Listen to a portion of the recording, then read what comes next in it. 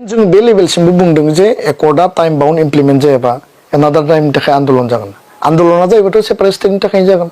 clear काट बेयाव खुनु लाखोमानाय सिखोमानाय गैया बर'फोरनि आन्दलना जायोब्लाथ' थारमाने सेपारेट स्टेटनि थाखायनो जागोन होननानै बुंदों सिगाङाव भिडिअ इन्ट्र'आव मा होनगोन आं बर' फरायसा सिनस्रि आफादनि एबसुनि दिफेन बर' बिथाङा दा नोंथांमोना बे भिडिअखौ गोबाङानो नुखादोंबो जानांगौ गोबाङानो नुवाखै जानांगौ नाथाय बे भिडिअनि गेजेराव आं फंनैसो बाथ्रा बुंनो सानदों बेवहाय जुदि माबाफोर गेना गोरोन्थि जायोब्ला नोंथांमोननिफ्राय बा साफ्रोमबो बर' रायजो राजाफोरनिफ्राय आङो निमाहा मोनगोन होननानैसो आं गिबियाव निमाहा बिग्रोनाय थाबाय दा बेनो जिखुनु माने दिफेन बर' सारा ओरैबायदि खोथा बुंदों जोंहा जि समाव हाग्रामा महिलारिया बिटिसिखौ एकर्ड खालामदोंमोन बे बिटिसि एकर्ड खालामनाय समाव हाग्रामा मोनहा बा सोरबा सोरबाया गोबाङानो बुंदोंमोन बा कुइसन खालामदोंमोन जे बिटिसि एकर्डआव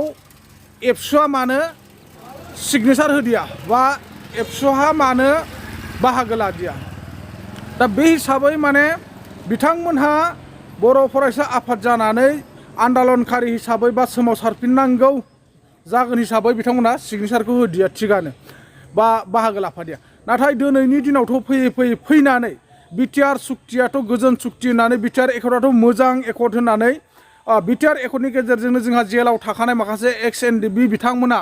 जेलनिफ्राय उदां जागोन आरो लोगोसे माखासे बर' रायजो राजाफोरनि प्रब्लेमफ्रा बा जेंनाफ्रा सल्भ जागोन होननानै बिटिआरखौ एकर्ड खालामबोबाय एबसुआबो नङा होमबा दिनै आरो फिन मानि खारनाव बिटिआर एकर्ड खालामखांनायनि उनाव आरो मानोहाय ब्रैथि सोमावसारफिननो एबसुआ खोथा होगासिनो दङ बा रायजो राजानि सिगाङाव बुफ्रुगासिनो दङ दा बे बाथ्रायासो गोबां साननो गोनां बाथ्रा जानानै फैदों जाय हक एबसुआनो जिथु बिटिआर एकर्डखौ मोजां होननानै एकर्ड खालामनानै लाबोबायब्ला सिगनेसार होनानै लाबोबायबा दिल्ली पार्लियामेन्टनिफ्राय नङा होमबा बै समाव बिटिसि एकर्डनि समाव हाग्रामा महिलारिजों बिथांमोना थाफादिया गोसो होफादिया नाथाय दिनैनि दिनाव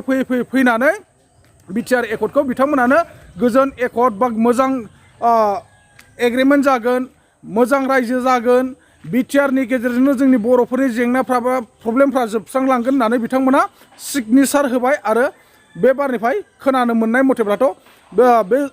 जि बारनिफ्राय बिटिआर एकर्डखौ एग्रिमेन्ट खालामना लाबोदों बे बारनिफ्राय माने बर'फ्रा आरो बड'लेण्डनि थाखाय सोमावसारलिया होननानैसो थुखिनानै गारबोदों अर्थात लिरनानै गारबोदों होननानै जों खोनानो मोनदों नाथाय बेफोरबायदि दङब्लाथ' थारैनो जोंनि बर'फ्रा आरो फिन खेब बड'लेण्डनि मुङै सोमावसारफिननो हागोन जानो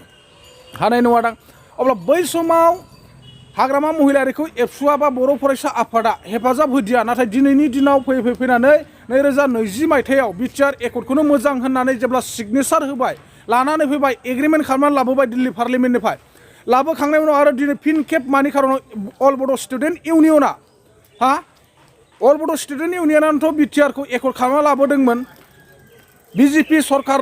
फैनाय लोगो लोगो हेमन्त बिश्व शर्मा आसामनि चिफ बिथांमोनखौ लानायजों लोगोसे गासै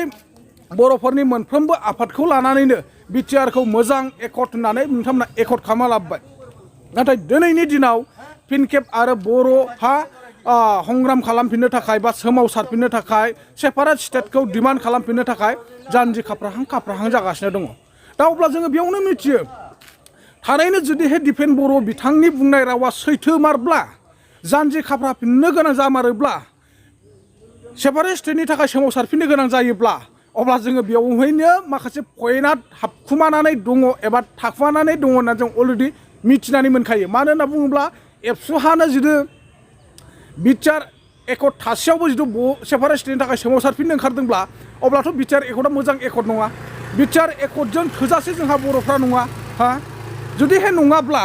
नोंथांमोना मा हिसाबै साइन होनानै फैखो मा हिसाबै बिटिआरखौ एकर्ड खालामना लाना फैखो बायद'थायावसो जोङो एनडिबिफोरखौ बासायनो थाखायसो साइन होनानै लाबोनो गोनां जादों होनना बुंदोंमोन नाथाय बे बाथ्राया नोंगौ बायद' खालामबाय दिसुन एनडिबिआसो खालामगोन ना एनडिबिआसो खालामगौमोन बिटिआरखौ नाथाय एबसुहा मानो खालामनांगौ एबसुहाथ' लं टाइमसिम आयु दंना हारिया थैनानै थांजोबगोन संसारा बेलथायलांगोन नाथाय बर' फरायसा आफादा मालाबाबो बेलथाया होननाय मोनसे खोथा दङ अब्ला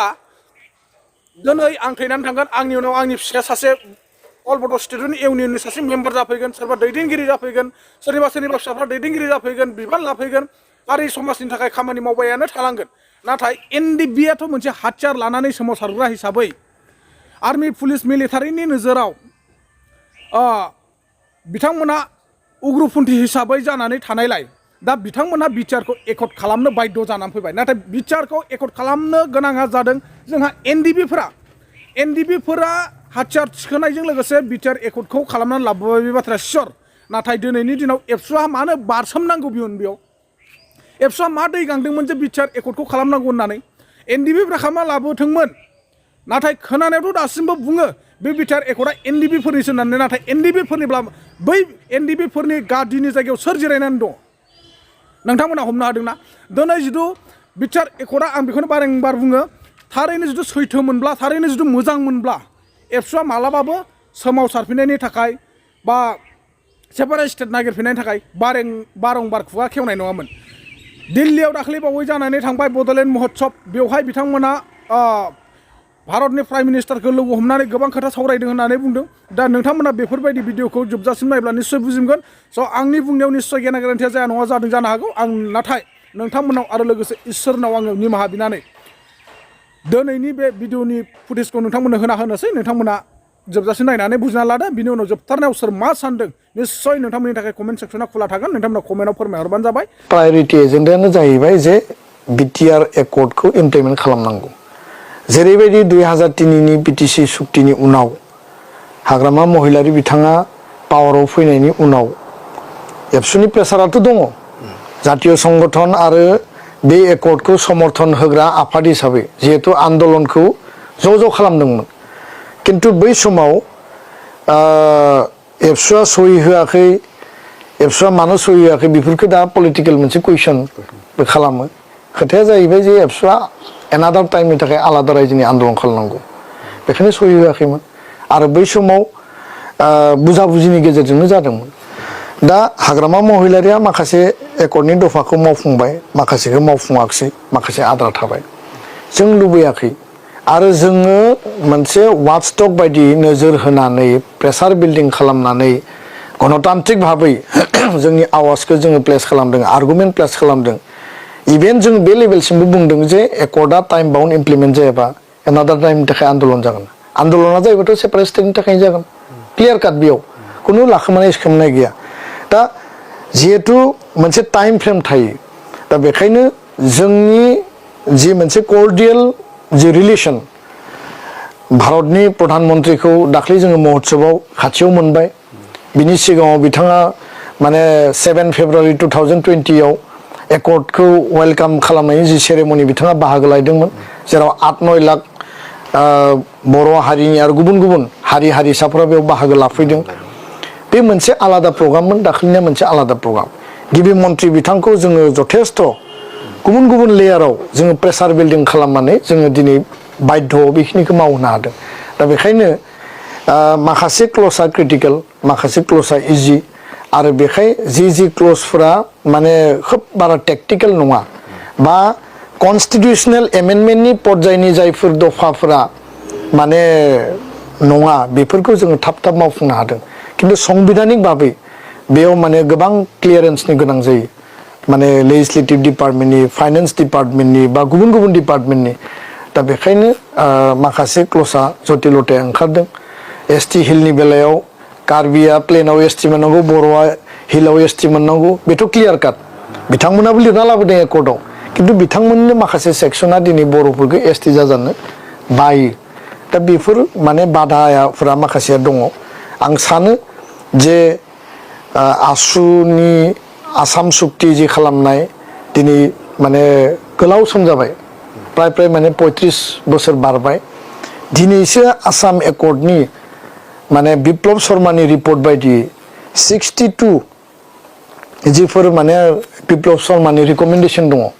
जे आसाम एकर्डखौ मावफुंनायनि थाखाय 6 नम्बर दफाखौ मारै मावगोन 10 नम्बरखौ बोरै मावगोन